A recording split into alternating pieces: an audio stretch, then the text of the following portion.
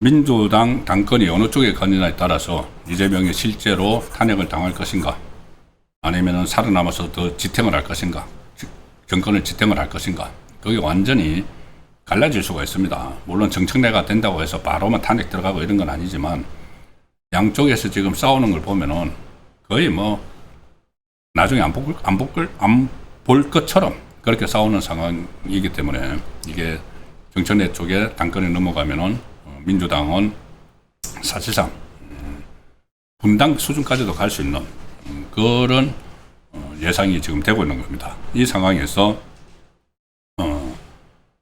당권 경쟁이 시작이 됐죠. 지난 주말에 이제 근역별 순회 경선을 하는데, 토요일에는 대전, 충남, 충북, 세종, 일요일에는 부산, 울산, 경남에서 투표 결과가 발표가 됐습니다. 일단 충청 지역에서는 이 김민석이 정청래를 아주 간발의 차이로 앞섰습니다. 간발의 차이. 303표 차이로 앞섰습니다. 3632표 대 3329표.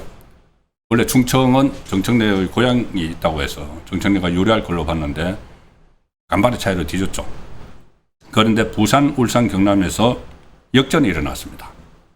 이 정청래가 46.64%, 김민석이 43.84%. 그래서 두 지역, 충청하고 부산, 울산, 경남을 누적을 하면은 정청래가 45.52, 1위, 김민석이 44.51, 2위, 송영길이 9.97, 3위 이렇게 되고, 5명 선출하는 최고위원 선거도 누적 결과 친청계, 최민희가 1위, 그 다음에 박순원, 한민수, 서미아, 김용, 이성윤, 임미애, 김용호 이 순인데, 자, 이제 8일날 제주하고 인천, 그리고 9일날 강원, 대구, 경북 합동연설을 하고 투표 결과를 공개를 하고, 이제 8월 17일이 전당대회인데 8월 15일에 민주당 당원의 3분의 1이 몰려있는 호남 투표 결과가 공개가 됩니다. 이후에 서울, 경기동 수도권 투표를 진행한 후에 17일 전당대회를 진행해서 최종 결과를 발표하는데, 결국 지금 박빙으로 이렇게 가면은 호남이 결정을 하죠. 강주, 전남, 그리고 전북. 강주, 전남, 전북이 결정을 하는데, 이 전체 권리당원 중에서 30% 이상, 40%까지, 그러니까 3분의 1이 호남에 있습니다. 호남에 있는데, 또 3분의 1이 3분의 1을 차지하는 것이 수도권이죠. 근데 수도권의 권리당원들도 상당수는 호남 출향민입니다. 호남 출향민. 그러니까는 전라도가 이번 당권을 결정을 하는 상황으로 지금 가고 있는 거죠. 지금 초박빙으로 막 가고 있으니까 전라도에서 완전히 갈리는 거죠. 그러면 전라도의 민심이 어떠냐?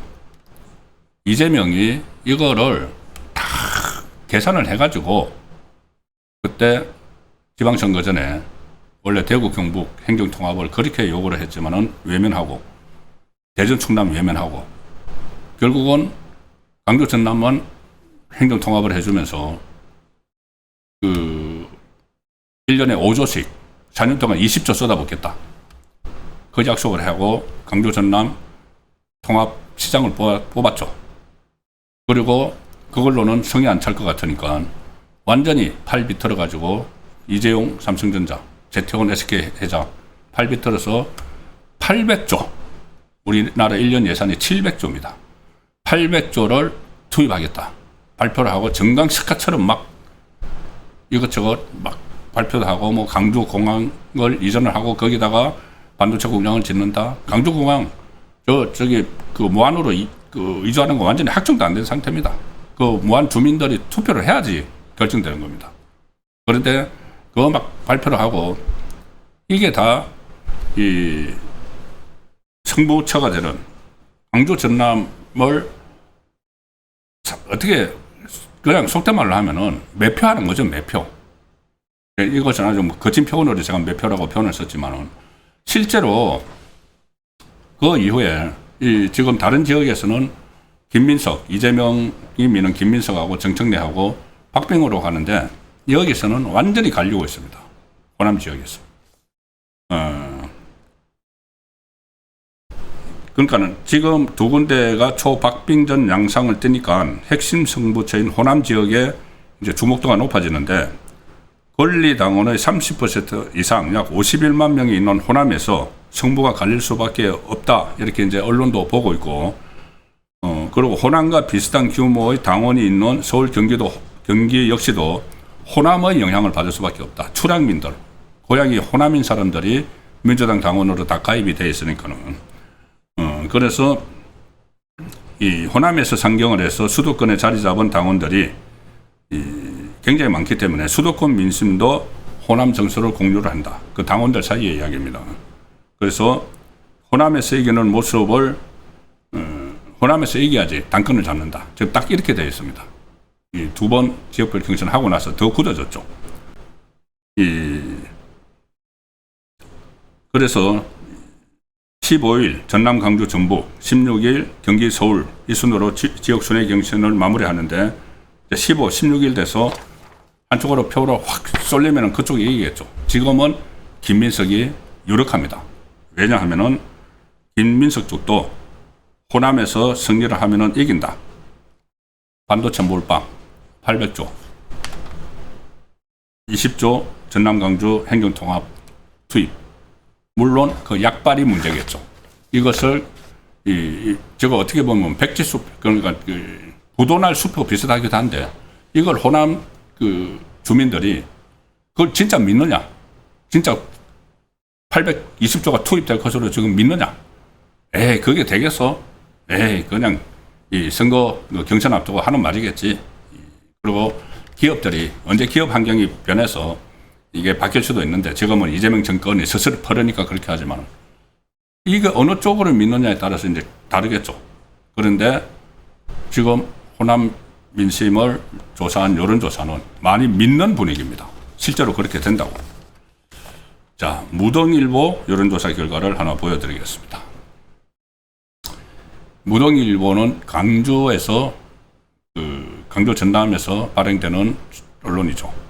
여기서 민주당 당대표 후보 지지도를 조사를 하니까 호남에서 김민석이 42.3, 정청래가 27.7 엄청난 차이가 납니다. 그리고 이게 이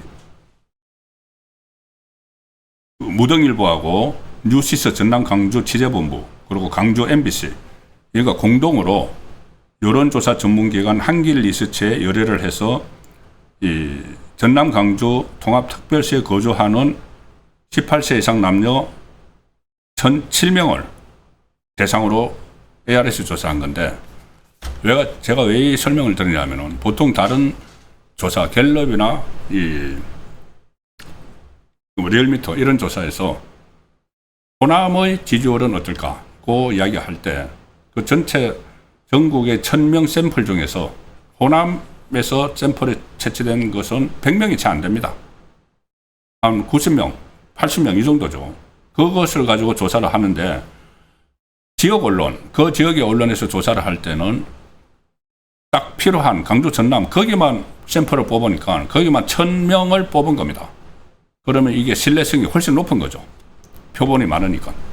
그 조사에서 김민석 42.3, 이 정청래 27.7이 나왔는데 이게 그냥 놓은 것이 아니고 이 조사 결과에 의하면은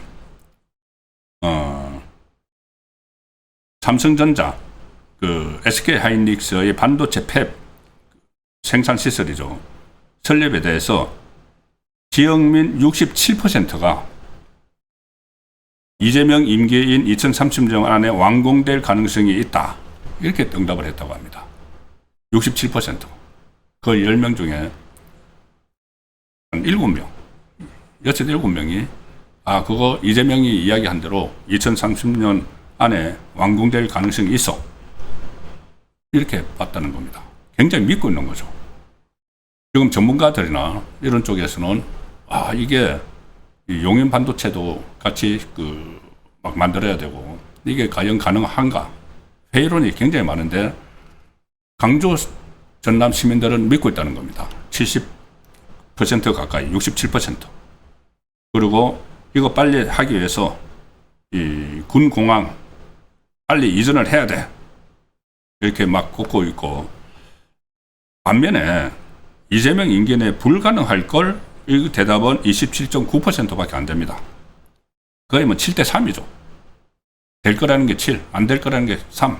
될 거라고 믿는 쪽에서는 이것을 진짜 담보를 하기 위해서 이재명 정권이 계속 안정되게 가야죠. 이재명 정권 안정되게 가려면은 이번 당대표의 경선에서 김민석을 선택을 해야 되는 거죠. 그러니까 결과가 저렇게 나오는 겁니다.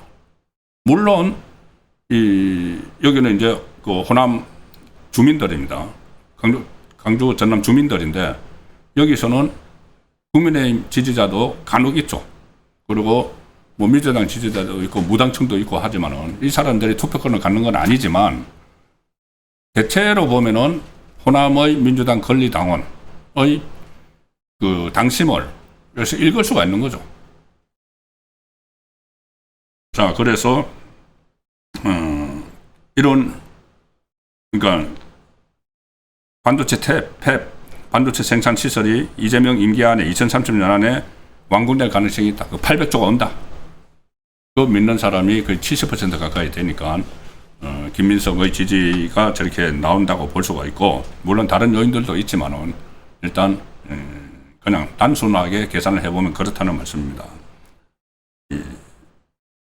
그래서 민주당 당권 경쟁의 최대 승부처로 떠오른 강주 전남에서 김민석 지지율이 42.3, 정청래 27.7에 비해서 14.6%포인트나 앞서고 있다. 송영길은 13.8. 여기서 이재명 국정 지지율 또 따로 조사를 했는데 지지율이 75.4%가 나왔다. 이재명 지지율이 75.4%. 워낙 이재명이 강주 전남에 지금 몰빵을 하는 상황이죠. 자, 이제 정청래 쪽에서는 그래도 김민석 개인에 대한 공격을 할 수밖에 없습니다. 이재명 정권을 공격을 못하죠. 이렇게 되니까는. 김민석에 대한 공격을 하면서 정청래 오늘은 김민석이 과거 행적을 계속 언급을 하면서 3대 배신을 했다. 3번의 배신을 했다. 하나는 바로 김민석이 배신했다는 거죠. 하나는 노무현, 정몽준 후보 단일화를 주장하면서 탈당했던 그 당시 노무현과 거리를 두고 탈당을 했던 정몽준을 돕기 위해서 그 김민석, 또 한 번은 4년 전에 지방선거 때 민주당이 패배했을 때 언론 인터뷰에서 김민석이 지방선거 패배 책임은 당시 당 총괄 선대위원장이었던 이재명에게 있다. 이렇게 했다는 것이 또 배신이다. 그리고 신천지 정치계의 위협, 이것도 진영에 대한 배신이다. 이렇게 하고 이제 반격을 하고 있지만 호남 호남 민심이 아마 다른 곳에서 정청래가 좀 많이 점수차를 벌려놓지 못하면은 지금 거의 아슬아슬하게 이기고 있는데 다른 지역에서 벌려놓지 못하면은 상당히 어려운 쪽으로 가고 있는 것 아니냐. 김민석 쪽으로 갈 가능성이 높다. 이것이 지금 현실입니다. 그만큼 이재명이 여러 가지 탄핵론도 나오고 막 본인의 재판을 없애기 위해서 했던 행동들이 역풍이 막 불고 있으니 호남에 기대해가지고 호남에 몰빵을 하는 그런 상황을 상징적으로 보여준다고 볼 수가 있습니다.